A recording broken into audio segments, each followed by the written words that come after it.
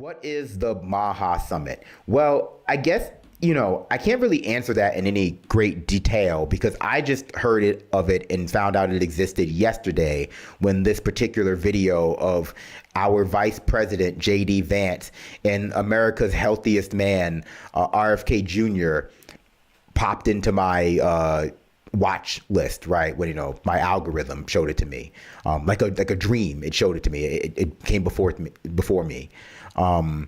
And so, I mean, I assume it has to do with like the Republican Party's Make America Healthy Again agenda and laying it out in a more concrete way, besides just like trying to get every restaurant to like use beef tallow to fry its fries or fry its mozzarella sticks or whatever. Actually sounds pretty good. Doesn't sound very healthy. Like, once you're talking about deep frying things, you really kind of lose a lot of like the healthy sounding language, even though, it's not the worst thing for you.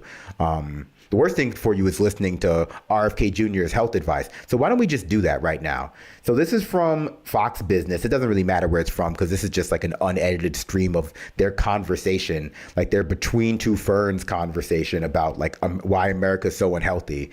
But it's entitled J.D. Vance, RFK Jr. deliver remarks at the MAHA summit. Yes, a real meeting of the minds. I don't know if we're going to be able to watch this whole entire thing. Just not even just because of the way RFK Jr. sounds, but just JD Vance is so annoying. People will say glass houses, Brandon, but I'm not as annoying as JD Vance is, surely. I'm more obnoxious. Oh, God damn it. There goes the monetization. I kind of just immediately tuned out the song because it was too honky tonk, but okay, it's over. It's over now. Welcome, Mr. Vice President, and I want to thank everybody here for RFK Jr. looks like deep fried in beef tallow, Tokyo Hans. You're right. For taking this day to convene such extraordinary group of people, a really unprecedented caliber of people who are in this room today. Yeah, I mean, I can kind of agree with his descriptors, like extraordinary and like different level of caliber, but only because like it doesn't really speak to like positive or negative. Like you can be extraordinarily stupid, and you can be like an especially low caliber of thinker. And so like I can totally agree that that's what's coming together at the MAHA summit. And one of the great things about working for President Trump is that we've been able to recruit people like Chris Klump and Marty McCary and Jay Bhattacharya and Mehmet Oz and people at every level of the agency. Many of I wasn't sure who some of those names were, and so I was like, are those like real like doctors or are those conspiracy theorists? But once they threw in like Dr. Oz into the mix, I was like, oh, okay, I get it. I got a full understanding of the quality of person once like Dr. Oz was thrown in, and then I should have known too because RFK Jr. was like preaching their virtues. Stepping away from billion-dollar companies to come and work for us. Not because they're looking for position or power or security, because they see this as a generational opportunity to change our country and put us on a better course. And a critical part of us achieving that goal is the partnership with private industry, with the entrepreneurs, the innovators who are trying to do the same thing. And you come out of that tradition. You really have an extraordinary life. But how do you see that in other parts of the government? This partnership that we've been able to... Yeah, as Peter Thiel's sock puppet in government, J.D. Vance is very familiar with private industry. But how do you see that in other parts of the government? This partnership that we've been able to make with private industry? Yeah, well, first, Bobby, thanks. It's good to see you, and great to be with everybody. It's an amazing, I think, not just a event, but really a movement that you put together, and it's been a critical part of our success in Washington. So thank you for having me here for just a little bit. When Bobby invited me to speak, I, of course, said that I was honored to come and happy to do it, but only if we did an interview as opposed to a speech, because with a speech, you have to think about what you're going to say, where, an interview, I just have to answer your questions. Oh, okay. I don't have to think at all to do an interview. That's great. So one of just to answer that question, so obviously if you go back to like the MFN stuff, meaning most favored nation drug pricing, that really has happened because the president and Bobby and a number of members of the team have been actually working with private industry to lower the cost of prescription drugs for American citizens. Now, it would be great if we could get congressional Democrats to actually do something meaningful with us, because you would think, you think Democrats, they like to say that they're for the working people against the big pharma companies. So you would think that legislatively they would want to work with us, but it's actually been hard to get them to work with us. So we've had to sort of go outside of the system and work with private industry to do some of this stuff. And I think you guys have done an incredible job with that. Of course. But if you look at a lot of our most important, like to bring down the cost of GLP-1s. Now, frankly, like I'll never defend high-priced drugs. It'd be great if Donald Trump was able to meaningfully bring down the price of pharmaceuticals in the United States of America. So like most favored nation pricing is when like you as a nation refuse to pay more than what the lowest paying nation within reason pays for a pharmaceutical. Like currently United States of America pays like the most because pharmaceutical companies like own our government. So I am definitely in favor of bringing down the cost of drugs in America. It will save lives. We should bring down the cost of other things in America too. But the Trump administration is going about it in such a way that is, mostly just meant to enrich themselves on one hand, or just not meant to actually get the thing done on the other hand, in a broad way, right? But like, it's meant to sound good on paper. It's just one of those things that they're putting forth that's meant to sound great on paper, but will likely not materialize in any like real comprehensive sense. Health initiatives, they've come through partnership with private industry in some form or another. And I also think that there's a mindset shift where you mentioned some of the people like Marty, like Jay, who have been such a critical part of what you've been doing. The thing that I love about the team that Bobby has put together is, yes, a lot of them have a sort of private sector mindset. They just want to get things done. They don't care about the bureaucracy or sort of, they don't care about all the people saying no in government, because as Bobby and I have learned, there are a lot of people saying no, you're not allowed to do that, or no, you shouldn't do that. And we just have to punch through that in order to achieve results for the American people. But I also just love that Bobby has put together a team of people who are not terrified to think about things in new and interesting ways.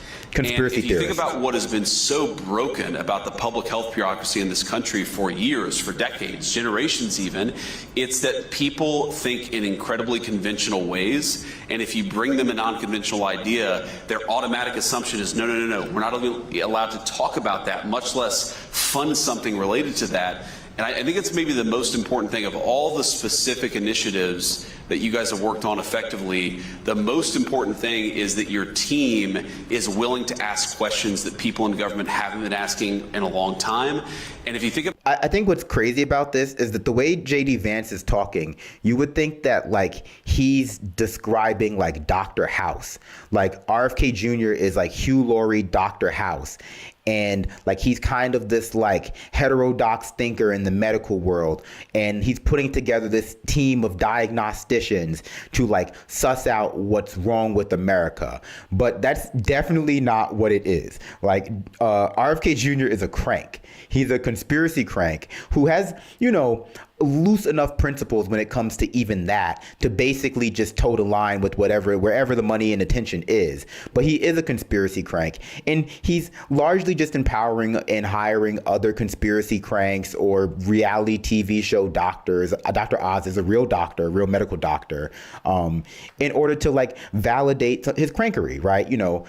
He's not fully illegal. He's not fully making illegal all vaccines, but thinking about that Tylenol / acetaminophen / paracetamol announcement that they made, he's still trying to use his position to problematize the very idea of modern Western medicine. Not in the kinds of ways that like leftists are looking to, right? But in the kinds of ways that empower incredibly wealthy and egocentric upper to upper middle class Cape Cod residents to be their own doctor, to like decide which vaccines they want to give their like kids named Braylon before they send them to school or homeschool them, and like spread the measles around their new suburban enclave. Why does he want to do that? Because like a lot of Americans, he hates the idea of expertise that is like denied to him by the fact that he's not a doctor. He hates the fact that a doctor can come into a situation in their opinion, in his opinion, because that's what they want to frame it all as, like an opinion or just the same as a religion, to like pretend as though there's no difference between a doctor's beliefs and views on medicine and his beliefs and views on medicine. But he wants everyone to believe as though like they're able to make their own medical decisions to the extent that like a doctor can, because it makes them feel empowered. And a lot of people want to believe that because Americans are chronically disempowered and chronically alienated from doctors and the healthcare industry, and also like have been conditioned to attack experts by not their government, but by people within their government like RFK Jr., like Donald Trump, who like find it easier to enrich yourself when like when you are the head of an anti-science, anti-rational population of people, subpopulation of the American people. It's a lot easier to trick them. But yeah, so he's using his position, even though it's not quite as explicit as people would have thought it might be, to, just drive a further wedge between like a large portion of the American people and like traditional Western medicine and the beliefs that underpin them, the scientific beliefs that underpin them. Willing to ask questions that people in government haven't been asking in a long time. And if you think about how unhealthy the American population has gotten over the past 20 or 30 years, you're not going to fix that problem unless you have people at the table who are asking different questions than the ones that were asked 20 years ago. You're not gonna fix that problem by deregulating like fossil fuel emissions either, by like making pollution legal, right? That's also not going to help Americans become healthier. But the Trump administration like did that too. I mean, that's what clap it up. It's like deranged feels. one of the interesting things about working with this president is that, we're coming into these bureaucracies that have constructed these orthodoxies, and it's just a series of very narrow Overton windows. Absolutely. You're not allowed to bring the conversation. Yes. Out Orthodoxies like the DSM-5. That's right. And now we're working for a president who just takes a bulldozer to Overton windows and does, that like shocks us. This is so stupid. People just like have been taught to think that like any attack on heterodox thinking must be good, even if it's like an attack on whether or not vaccines are safe, which has been proven scientifically by like people like this who are just doing it for attention. They're just doing it because they don't feel smart enough in a society where like doctors exist. Right. That is a good summary of Donald J. Trump, is that he takes a bulldozer to Overton windows every single day. But it had to happen. It just had to happen. And if you look at so many of the things that are happening on the public health side, I mean, one of the criticisms that Bobby will always get, and I always think it's such bullshit, excuse my language, I'm not sure if I'm allowed to say that. It's probably covering, I apologize to everybody who's watching live on Fox News. Hopefully they were able to bleep that out. But anyway, is sometimes there's this attack where people say, well, this or that conclusion is not supported by the science, or this or that conclusion is a conspiracy theory. And there are critics of yours who say that your prescriptions are not supported by science, that the thing that you're saying is a conspiracy theory. I think can I curse here? I think that's horsepucky. It's like, yeah, like he's a conspiracy theorist. Like those are bad things to be when you're talking about like medicine. And I always think it's such bullshit, excuse my language, I'm not sure if I'm allowed to say that. It's probably covering, He put like science in air quotes. It's so funny. Hopefully they were able to bleep that out. But anyway, is sometimes there's this attack where people say, well, this or that conclusion is not supported by the science. This or that conclusion is not supported by science. Theory. And science, as practiced in its best form, is that if you disagree with it, then you ought to criticize it, and you ought to argue it against it, but you can't shut down the debate. What are you talking about? And that- No one is saying that you can't criticize science. This is such a funny way of framing it. It's just saying, and this is the exact same point that like real physicist made to like whichever Weinstein thinks that he solved unified field theory. It's just that like medical science is a well-established field of science where like proof takes certain forms. It takes certain structures. Like in order to have a position that people take seriously about medical science, you know, and within like the hallowed halls of like medical institutions, like, you know, hospitals, like academies, whatever, right? Wherever they study medicine, like it has to conform to those things. Like people who are super entitled and reactionary, they think that any opinion that they express because it's their opinion about like science should be taken seriously by scientists. Like that it should be taken seriously, not just like, you know, Neil deGrasse Tyson doing like a breakdown video about it, like, oh, how the earth is not flat, but that like if you just like crap out an AI generated like sciencey sounding like a journal article, that you should be able to go to like a Harvard physicist and like demand that they treat it the same as like their own work. And what they don't like is that like, no, like it just doesn't conform to these standards. And what people especially don't like, people like who fall into the pseudo erudite class like RFK Jr. does, and like you know, pundits in the US like specifically who imagine themselves to be like the consummate autodidact because every week they write a new misinformed op-ed column in the New York Times. What they don't like is that regardless of how big their platform is, no matter how many people watch that episode of Joe Rogan you were on where you explained your idea, like, you know, if you're Terrence Howard or whichever Weinstein it was, where you explained your pseudoscientific idea, that does not make it a serious idea for people who study those ideas seriously, who study the ideas that you're trying to fit yours within, the field that you're trying to fit yours within seriously. Like not every belief that you have about like gravity is worth being taken serious by like people who study it.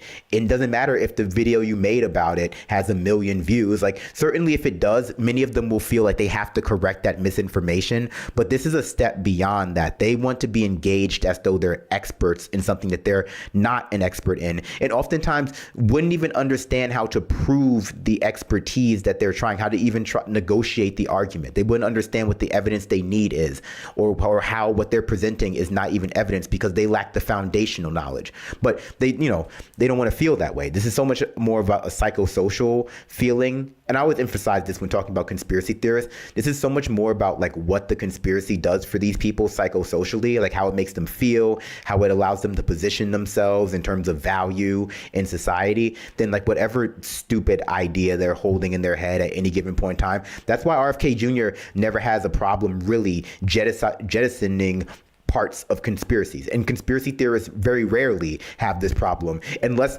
you know, they're singular conspiracy theorists like a JFK, like someone who's super into the JFK conspiracy or like 9/11 will have very, very, very hard times jettisoning very specific parts of their conspiracy. But for people like RFK Jr. who are mostly just in it to like uplift themselves in society, he has no problem like switching what he believes. That's why when he was, you know, doing interviews, he would just like waffle on what he said, and they would have to confront him with it, like with a clip of him saying it. Really is, if you look at all of the big public health debates that we've had in this country over the last 20 or 30 years, it doesn't bother me that they disagreed with something that I believed or disagreed with something you believed or any of you. It's that they tried to silence the people who were saying things that were outside the Overton window. And as we found out the hard way over the last few years, it was very often the people who were outside the Overton window who were actually right and all the experts were wrong. Like what? In what way? Like in what way? Because he's talking about like COVID vaccine misinformation. Ultimately, he's talking about a lot of misinformation in online spaces that was tamped down on by like the platforms post 2020, especially January 6th, right? But generally speaking, I think this rhetoric is most aligned with like the kind of crackdowns you saw on Facebook for like anti-vaccine, anti-COVID propaganda during the height of the pandemic. And they weren't proven right about anything. Like they will just like say stuff like this because they know that it reaffirms their belief system, but like they weren't proven right about anything. The virus is still killing people. I had a conversation with Marty McCary the other day. All the experts were wrong. Like, what do you mean? The Royal Society, the building, the portal for the Royal Society in London, which is the oldest scientific society in the world and the most prestigious. Of course. He went to get a lobotomy. Yes. His yearly lobotomy there. That's what science is. It's recognizing that convention is often wrong, and that the people who that's not what science is. That's not what science is. A science is like the method by which we like categorize and verify hypotheses and like different phenomenon in the world. It's not like just saying the opposite position of something. Bureaucracies that now make up the so-called medical establishment are fortified against that kind of change. That's absolutely right. And I mean, to put a slightly different spin on it, a lot of the times the people who are discovering things interesting and new are a little weird, right? I mean, American society for a very long time had a willingness to accept unconventional, slightly odd people inside some of these industries, inside some of these bureaucracies. I mean, I've been reading a lot in the past couple of weeks about von Neumann, the Hungarian scientist who came to the United States and was very important in the Manhattan Project. And okay, but no offense. I mean, aren't they, like, you guys are waging war on like autistic people by blaming it on Tylenol / acetaminophen and paracetamol and treating it as though it's some sort of like moral intellectual failure, like a plague upon society. And now you're talking about the need for like quirky scientists. Come on, like what?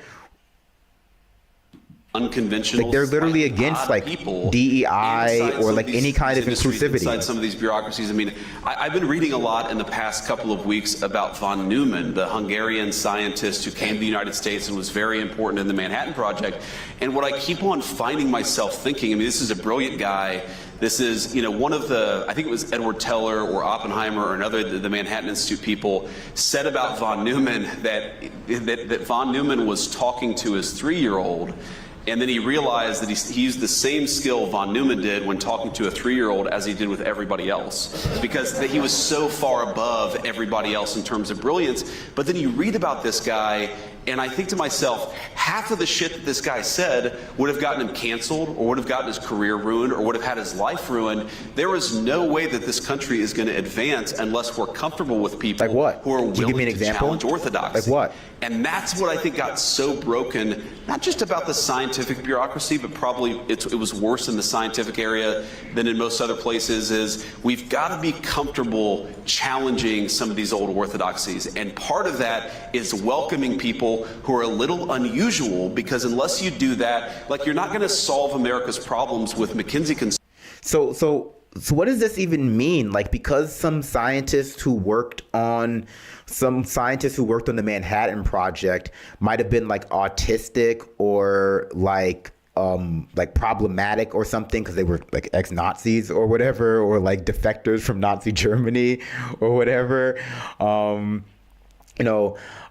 with NASA, like that, like conservatives need to be able to say slurs or something because that's like outside the box thinking, and that like conspiracy theorists need to be enabled. Like anyone who has a different idea about well-established science, even if they have no idea how to prove that idea, or like, even to situate it within the literature of that particular field, that like they just need to be taken seriously. I'm sure for like a reactionary thinker, that seems like super like normal and reasonable. But if you understand like the realities of actually getting things done in the real world, then you understand why that's not really reasonable to expect like every time a conservative doesn't understand like how vaccines function, that the entirety of the scientific community has to like stop what they're doing to explain it to them.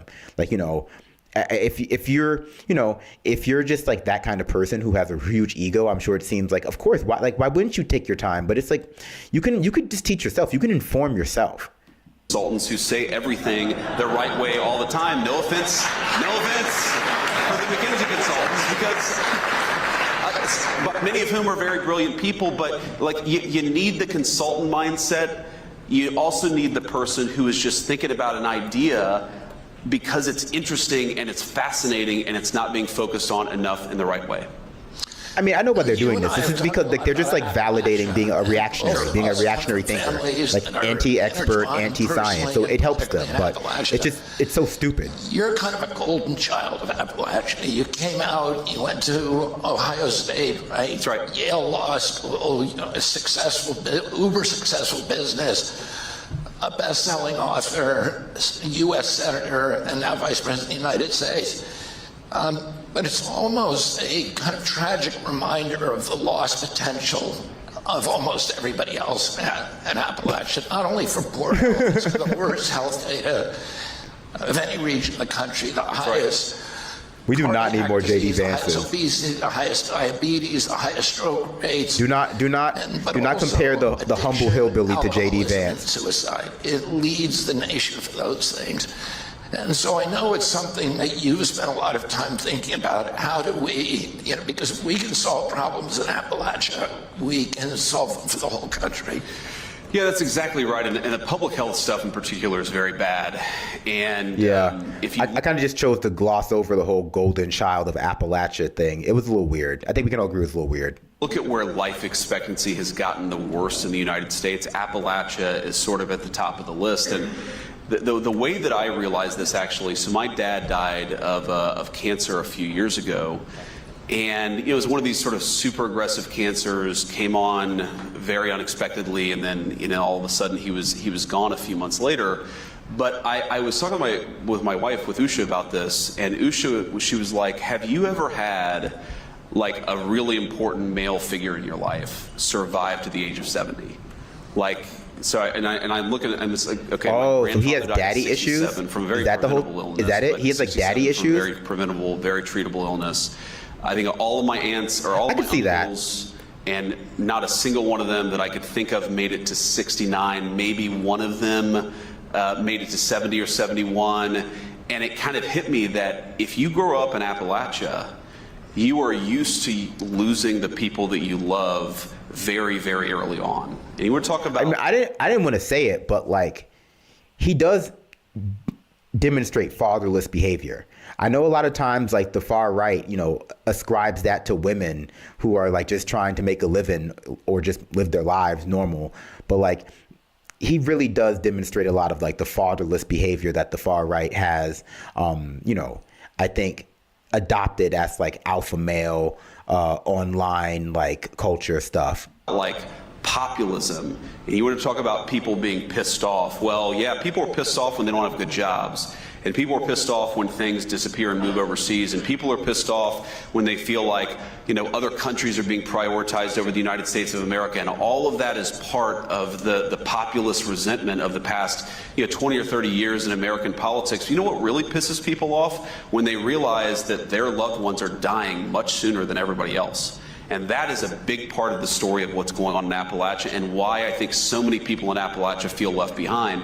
I mean, my story, obviously, it's been, like you said, I'm like the golden boy. That things have just worked out for me in this really incredible way. He's really adopted that title quickly. For it. But I also feel a certain sense of guilt because there are a lot of people who grew up in families like mine who haven't had an easy life and who haven't had all this economic opportunity and who haven't had a person that they've fallen in love with and they've been able to sort of build a stable, nice family like me and Usha have been able to build, and that gives me a sense of purpose because I want those people to have the same opportunities that I've had. But it also gives me a great sense of anger because we never should have gotten to the point that we are today, and the reason that. But I mean, what is your prescription for any of those things, right? Because Trump is in favor of polluting. Like, they're making it easier and more lucrative to pollute than ever. They don't support like any sort of like comprehensive healthcare reform. They basically shut down the government to take healthcare away, take healthcare subsidies away from people like J.D. Vance is describing.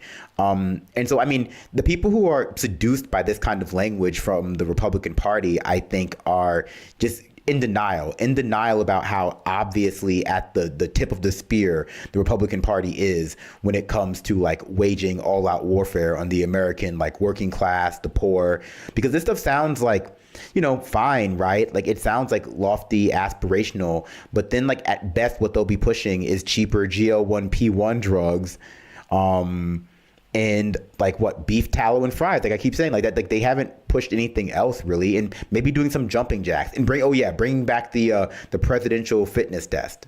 We have is because of failed leadership, and it's failed leadership over generations. And by the way, you talk about Appalachia, you were talking about people who, though they don't have much, would take the shirt off their back and give it to a complete stranger because that's what you do. If you go back to America's biggest wars, World War I, World War II, Vietnam, which are the counties that filled their draft quotas with volunteers instead of with draftees? It's very often the parts in deep Appalachia where you've got grinding poverty, but you've also got this incredible love of country. So if any place in this country deserves not to be left behind, it's Appalachia. But on the public health stuff in particular, the numbers don't look good. And it's one of the reasons why I'm such a big supporter of what you're doing, because these are people who deserve to live better, healthier lives, but they really have been left behind by this country's leadership. Talk a little bit about how MAHA has affected you personally. My grandchildren go to school with your children. And the MAHA, I think, has gotten a lot of people thinking about how they raise their kids. Okay. I guess I was gonna say I can't listen to any more of this, but sure. Let's just hear more about the agenda. Enough platitudes.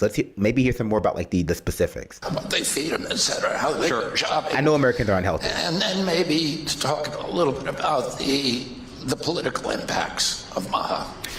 Yeah, so there are so many different ways I could talk about this. I mean, one, I just met Bobby's family backstage, or at least some of them, and I kept on shaking hands with various people, and I'm like, well, you're an Irish Catholic, so it makes sense that you've got a dozen or so people backstage. Okay, so no specifics. I love big families. Okay. But, so one, my we can push-ups wife, right now. She's probably one of the original MAHA people, though I don't think that she would have ever used that phrase. Because I just can't, whenever they talk about this stuff, I just can't help but remember when the Republicans attacked Michelle Obama for wanting kids to have fresh fruit at their school lunches. How much they wallowed and embraced being unhealthy as an American right. Oh, you want my kid to eat an apple? I'm going to give them extra sugared Pepsi. I'm gonna pack them the double stuffed Oreos because a black lady told my kid that they should I don't know, maybe have less sugar, right? And now they're trying to embrace this sort of new agey, health focused image, and it's so alien to them. It really just is. They may pretend they like the healthiness, but that's mostly just in the form of roided out juggernauts like Hulk Hogan or Arnold Schwarzenegger. That's the kind of health they like, and that's not even super healthy. Those people don't tend to live to super old ages, if you haven't noticed, because of the strain on their heart. But on the superficial focus on the male physique, or women being hyper skinny, both of which are not the pinnacle of physical health. They've never shown any interest in anything to do with this stuff, and it's just still sounds so alien as they talk about I've always been into making America healthy again. I remember our oldest son is 8 years old, and when babies typically eat solid food around 6 months of age. And I remember when, he started eating solid foods. Do you think that they told J.D. Vance, I'm sorry for continuing to pause this because he's just not answering the question in any meaningful way. I thought I was going to learn more about America's health issues, but this is just story time with J.D. Vance, anecdotes about J.D. Vance that barely have anything to do with America's lack of health or the new MAHA agenda. And it just makes me wonder, do you think that they told J.D. Vance he needs to tell more personal stories to humanize him, because he was coming across as a little bit stodgy, a little bit hard to because that was my thing.